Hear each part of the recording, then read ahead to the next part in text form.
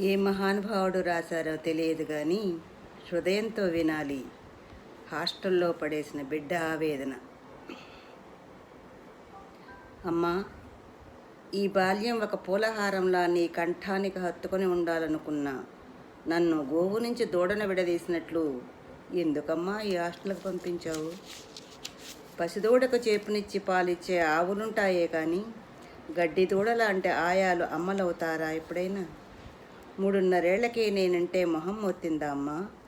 నాకు ఈ మెట్ల మంచాల ఒంటరితనం వద్దు.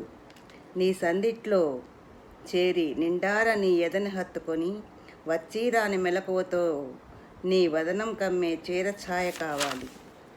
బ్రెడ్డు జాము గ్రుడ్డు నోటికి పోవడం లేదు.